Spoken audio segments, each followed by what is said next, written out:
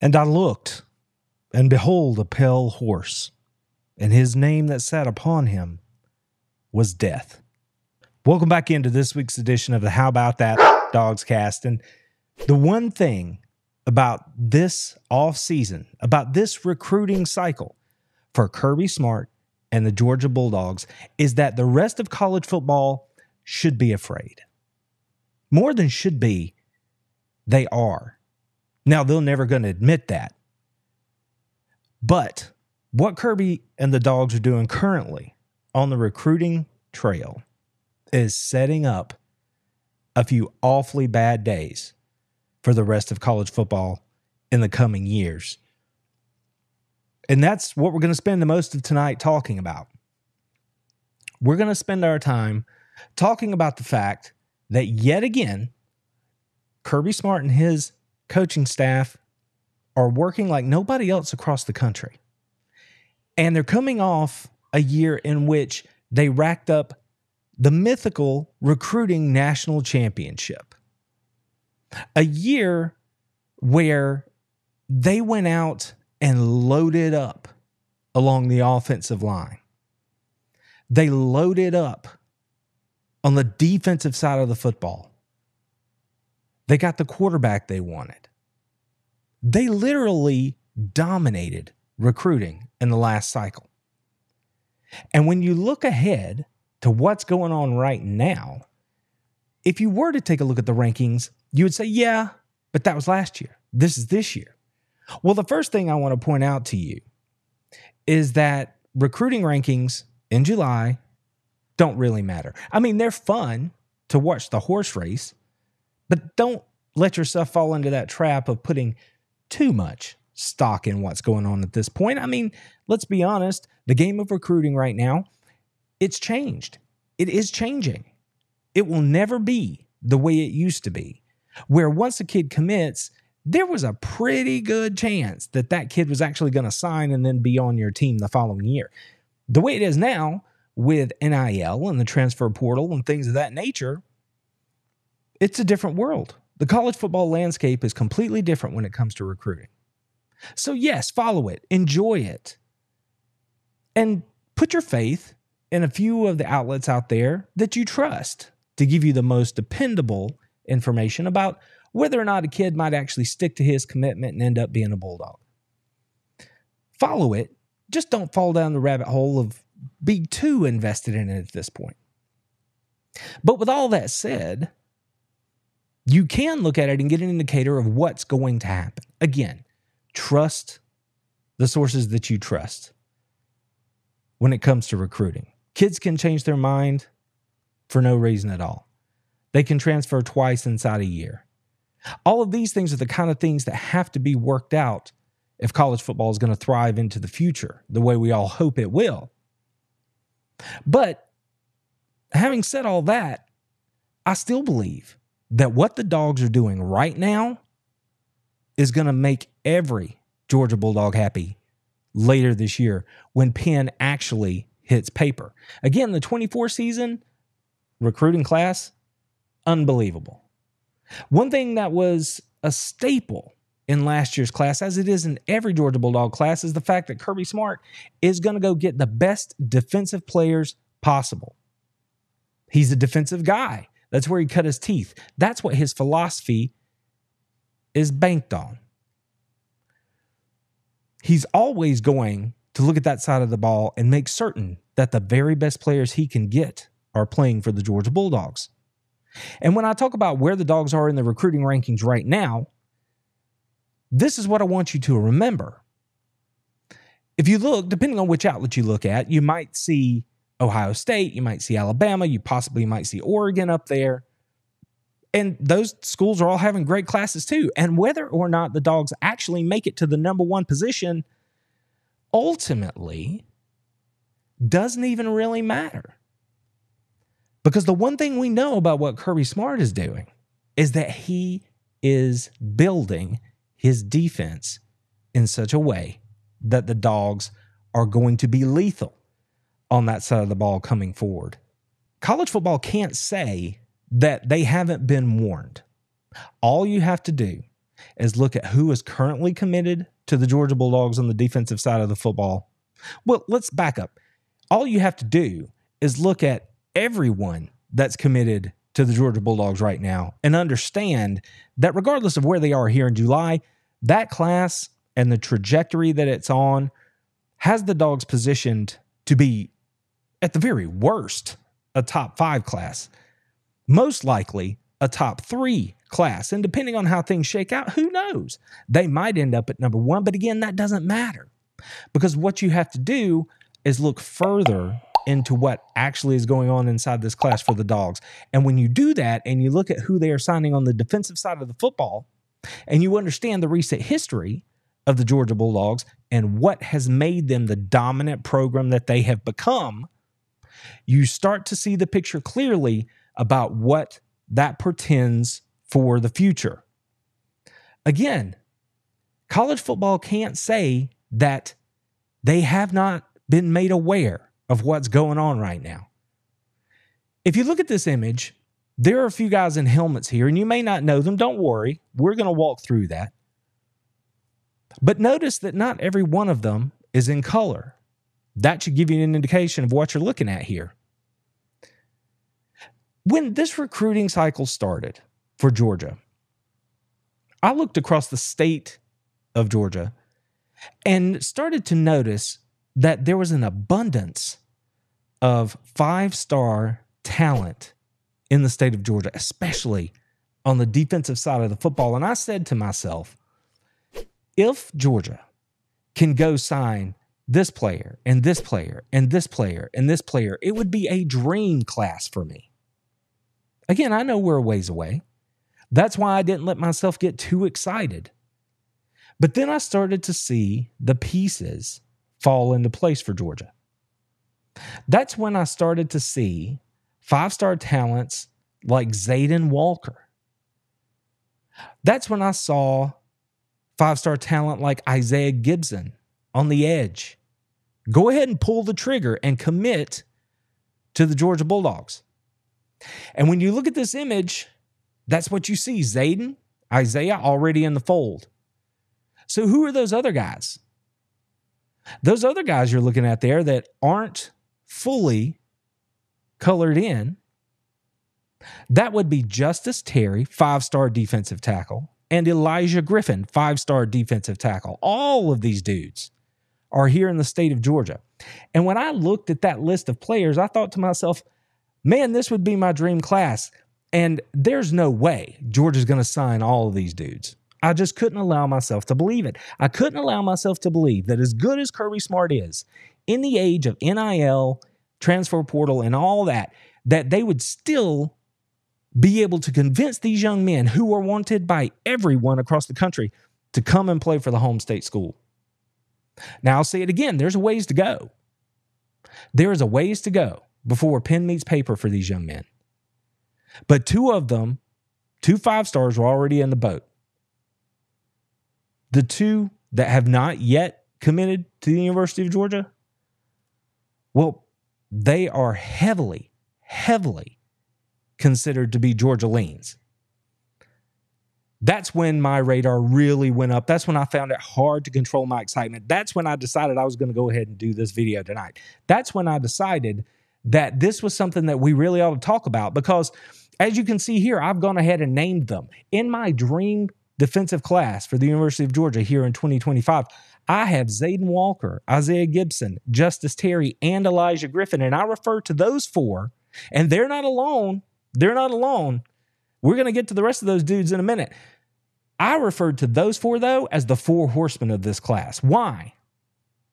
Because imagine, you know what Georgia has on the roster right now. We already went over the fact that they just took whatever they wanted seemingly last year on their way to the number 1 class in the country. This year's been a little slow in windows for Georgia, but once we get into June and July, things start to pop, things start to pick up, and you start to see these young men making decisions about the rest of their life. And when I opened the show, I talked about that pale horse.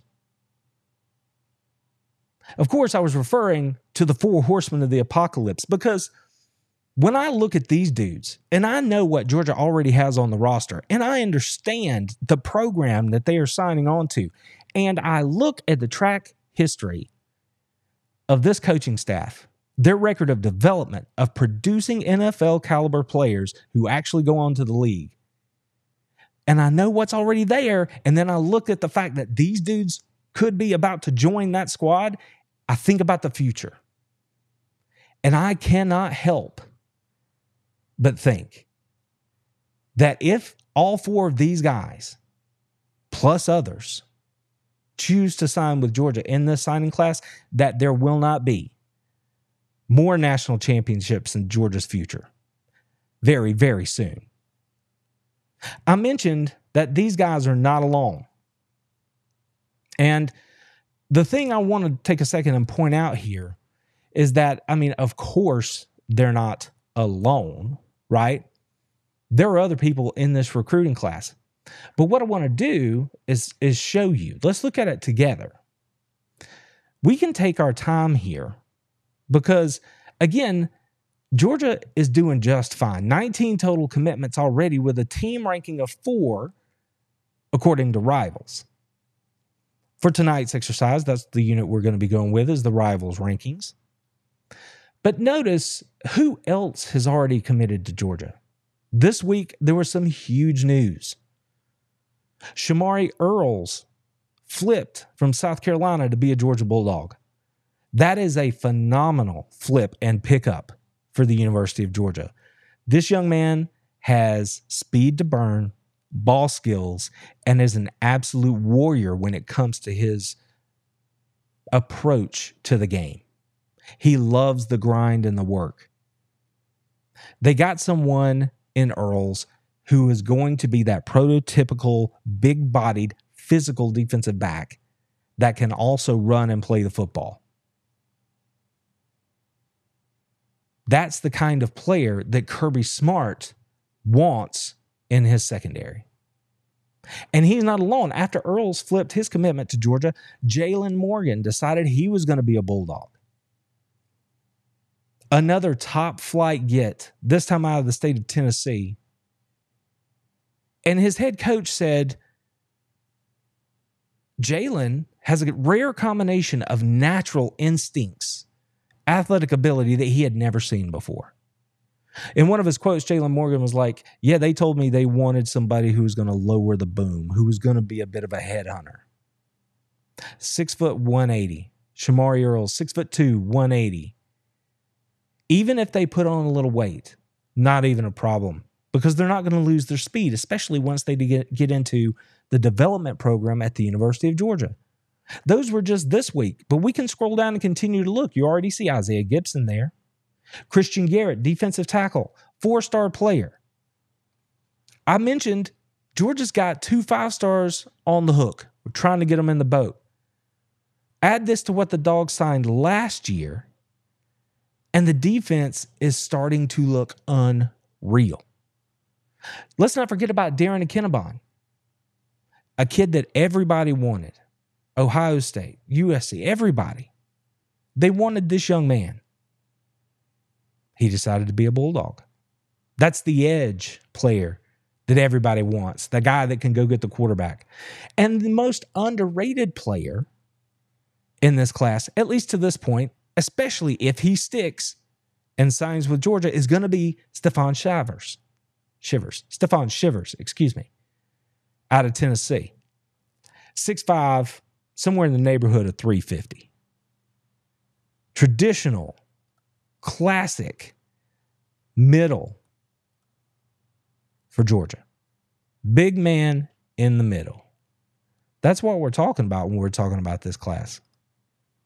Again, if the Dogs can add a player like Justice Terry, who was once a Georgia commit, flipped away, and we all knew that wasn't going to stick, got his head right and decided to come back, open his recruitment. Everybody thinks he's going to be a dog. We'll see. But if they add Justice Terry, and then they come around and add Elijah Griffin, a young man who has said that he was all about the University of Georgia for as long as you can remember, that his family loves it, that grandma loves it.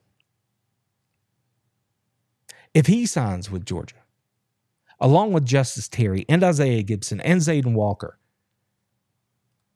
and let's not forget these other guys, Shamari Earls, Jalen Morgan, Isaiah Gibson, Christian Garrett, this could be a clean sweep for the Dogs in the state of Georgia this year when it comes to 5-star defensive recruits. So when you step up and look at what's going on in the recruiting rankings right now, just keep this in mind. Keep in mind that there are circles inside of circles, right? There's the overall ranking, which Georgia, I completely expect, will end up in the top 3. No worse than the top 5 for this class. But again, keep in mind what they signed last year. There's a little bit of give and take here, right? It's hard to get those top tier 5-star defensive back recruits when you just signed a bucket full of those last year. Now, I don't mean to put any shade at all on the young men who just decided that they were going to be Dogs. Those young players are quality football players, and they are the prototype for what Kirby Smart wants in this defense. They will be good Georgia Bulldogs if they can stick it out. I don't mean to take any of their shine, but you might see 5 stars committing somewhere else. Again, just keep in mind what the Dogs did last year. These young men want to go where they can play. And they know that Georgia got some studs last year that were in school mid-year at spring practice and already have a great run to get on the field for this fall. So when they looked at that depth chart, they're like, might be tough. And Georgia did really well along the defensive line last year. They got some quality football players in that class. But then you look at these guys, homegrown talents. If Elijah Griffin and Justice Terry come on board with Zayden Walker and Isaiah Gibson, in my mind, you're just going to hear me refer to them as the 4 horsemen from here moving forward. Because the rest of college football should be very, very afraid. They should understand that if these guys join the young men that are already in the class and the young men who joined the University of Georgia last year, they are going to be building the depth, giving the coaching staff the flexibility to put a monster unit on the field for Georgia defensively over the next few years. And keep in mind, it's not like Georgia doesn't have players on offense. They've been recruiting very well over there. It's not like this future defense, this potential future defense is going to have to win every game for Georgia and shut opponents out, although they might do that. But you're still going to have the offensive guys over there doing their work too. But tonight we're focused on the defense because I want you to fully appreciate what could be building here. We could be looking.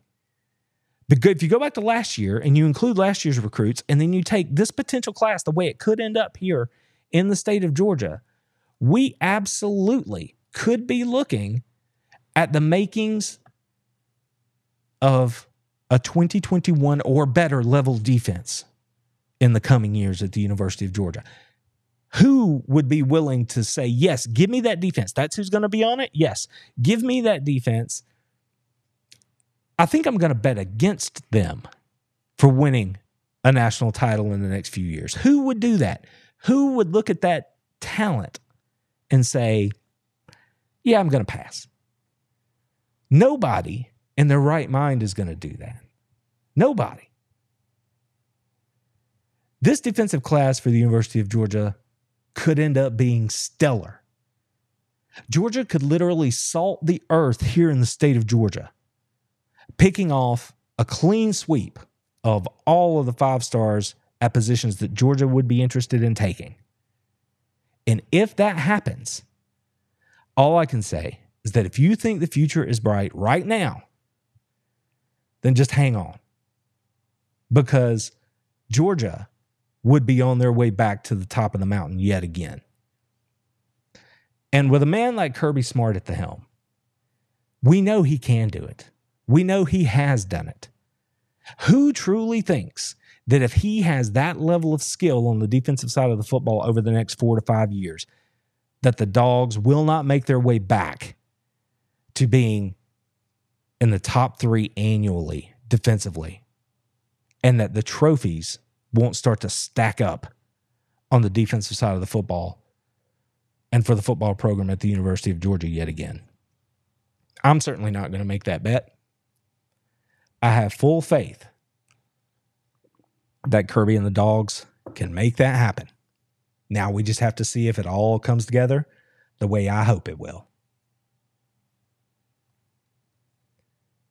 Now, that was the one thing I wanted to talk to you guys about this evening, because it is a big part of what has me excited. But I also wanted to take a second and say, here on the week before we head out to Dallas for SEC Media Days. And oh, by the way, if you're not subscribed, make sure that you are. Go ahead and jump on board, double check and make sure, because we are going to have so much content coming out of Dallas next week.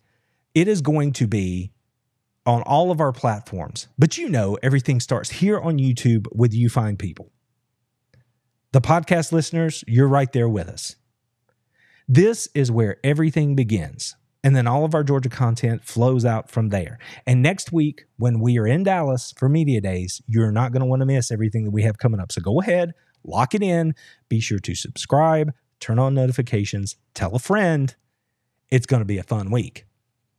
The next thing that I wanted to talk to you about tonight is the fact that there is a new era in the SEC. We know this because on July 1st, Texas and Oklahoma actually officially joined the league. And some people said that we don't need 2 more teams inside the conference. They're not even in the Southeast. Calm down. Here's what I have to say to you. This is something that I am very excited about. Texas and Oklahoma people are certainly excited about it. We are now a 16-team league. A 16-team league across 12 contiguous states. Now, why is that important? There are a few reasons, but the bottom line is I am happy about it. And the main reason about that statement, 16 teams across 12 contiguous states, the reason that's important to me is because Georgia is, of course, in the deep South. But look at who else is represented here. We stretch from the Atlantic Ocean all the way across the Gulf of Mexico out into the West now. I love the fact that in their movements, the SEC has chosen to keep it regional. Greg Sankey has stated time and time again that he has to keep it regional. That he believes is a core concept in the SEC. In doing so, with the addition of Oklahoma and Texas, the SEC has managed to preserve natural regional rivalries. And what's more than that, they are even reviving a few of the greatest historical rivalries in college football with this move.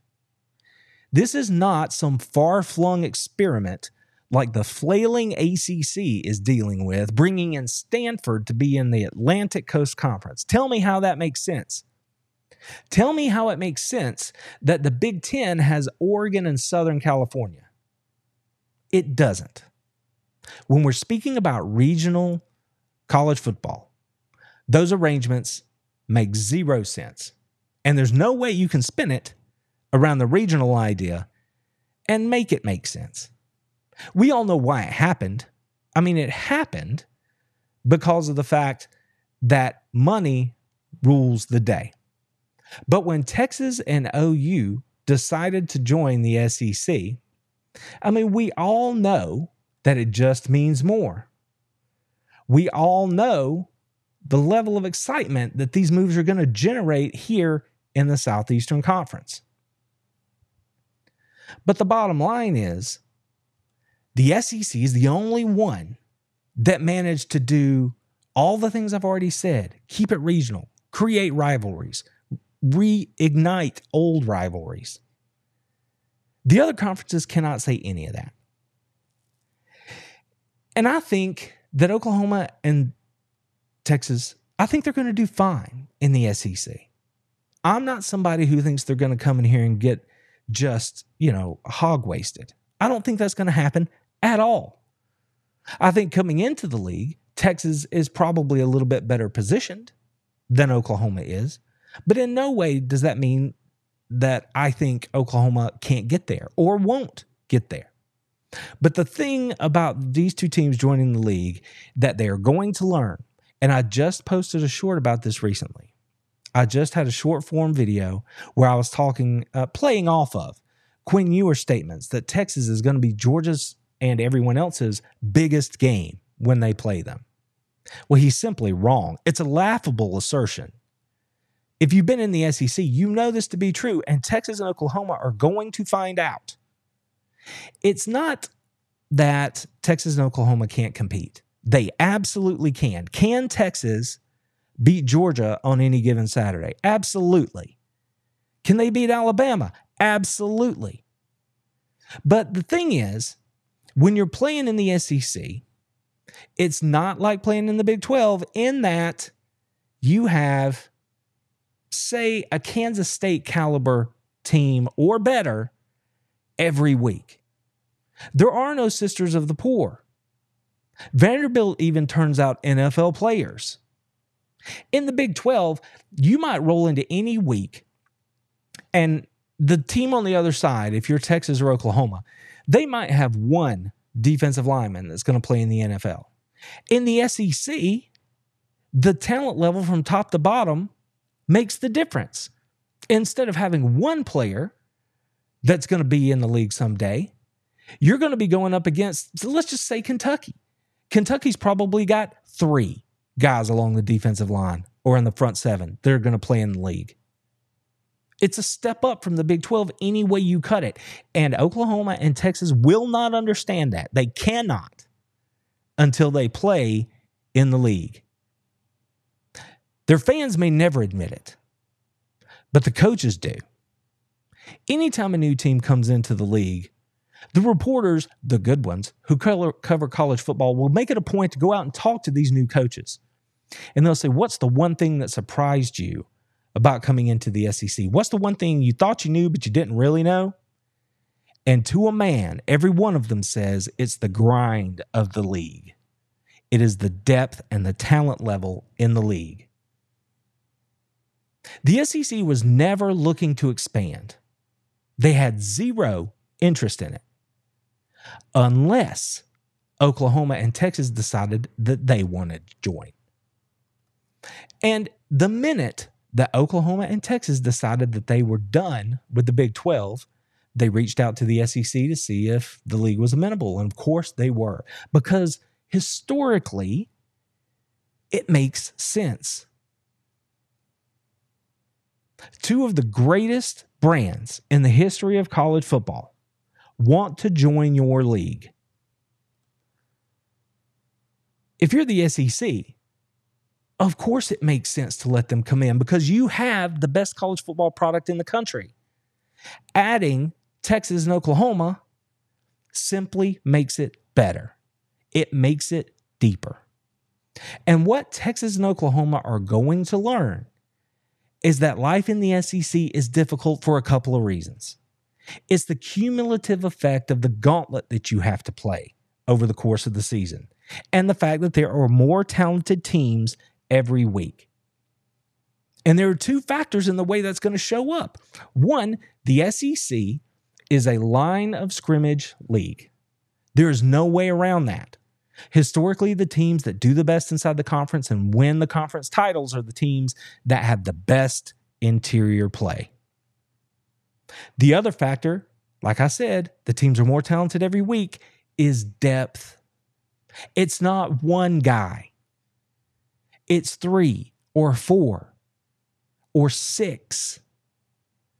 And they roll them in. It's a wave of stud athlete after difference maker kind of player in this conference. And until Oklahoma and Texas play their way through that schedule, they will not understand. They cannot understand. And that's just one of the cold, hard realities of this upcoming football season. But it is one of the things that has me the most excited about what we're going to see out of not only the SEC, but let's broaden it and say across the country in college football with regards to realignment. I can't tell you that this is going to be the best college football season that you've ever seen, but it's a pretty safe bet to say that it is going to be the most interesting and quite possibly the most entertaining if we all get lucky. Something else that's really entertaining is the fact that the How About That on DawgsCast exists. It begins here on YouTube with the video stream, but it exists as an audio podcast too. So make certain that even if you are a subscriber here on the channel on YouTube and you follow us here, that you go over to Apple or Spotify, sign up to follow the podcast over there. While you're there, go ahead and leave us a rating. Let everybody know what you think about our work. That way, you'll be able to take us with you anywhere you want to go, anytime. It's what all the cool kids are doing these days. Go ahead and jump on board, get over there, put us in your back pocket, take us with you. As I mentioned, next week, I'm going to be out in Dallas, Texas. Everything is bigger in Texas, they say, and I am interested to see this. I've been to Texas before, so I understand why they say that. But I will be interested to see how the SEC Media Days are going to be even bigger and even better and more exciting than they have been ever before. Everything's bigger in Texas. We're going to find out.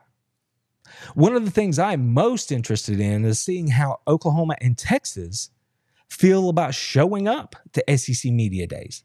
Everybody knows that SEC Media Days is the premier event of the summer in the lead up to college football. No other conference across the country touches it. 4 days of wall-to-wall football, eat, sleep, drink. That's all you do. It's really pretty glorious. And I am thrilled to have the opportunity to go out there and bring you all the cool content that I can. So again, make sure that you are subscribed to the channel so that you don't miss anything. I also want to take this opportunity to remind everybody about our ladies only Ask Me Anything. That's coming up here really soon. It's an Ask Me Anything, a live stream specifically for the ladies, where they're going to come in. We're going to talk all things Georgia football. We're going to talk college football. Any questions about anything having to do with either of those topics, we're going to have it here just for you.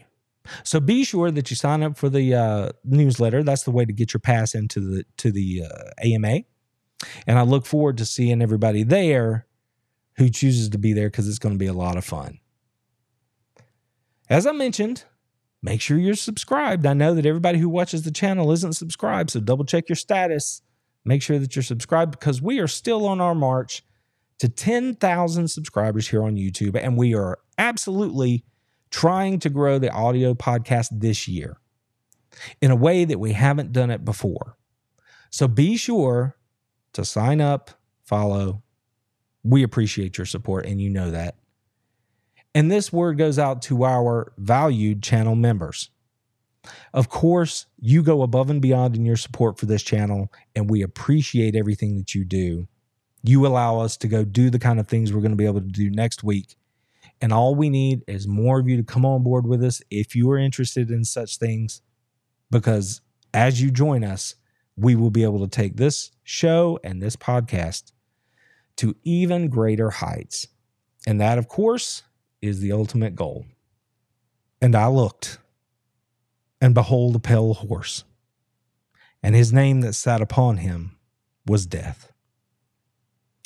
Now, of course, I wish no ill will toward anyone, but the rest of college football cannot say that they haven't been warned that the University of Georgia appears to be pulling together the kind of team, especially defensively, that is going to wreak havoc and dominate over the next handful of seasons. Just this week, Josh Pate, on his show, the #1 college football podcast in the world, went on record stating something he had said many times before, and then I echoed it. I have been saying it on this channel for months, that when you look at the University of Georgia over the last 3 years, they are the number one program in college football. And Josh took it a step further and projected that out over the next 3 years in college football and proclaimed, in his opinion, that the University of Georgia is the number one program in college football. Now, we know when you get to those rare air type levels that the margins are razor thin. A conference brethren in Alabama is the team that he put at number 2.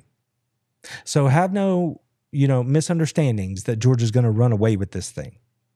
But when you look at what Georgia's doing currently and you understand the program and the philosophy of the head coach and the rest of that coaching staff, when you understand the DNA of the program that Kirby Smart has built in Athens, it's hard to look at the next few years and say, this is not going to be a team that is competing for the national championship every season. Until next time, thank you all for being here. Take care of yourselves. Take care of your friends. Take care of your families. And go Dogs! Told them, how about them fucking dogs? That's what I told them.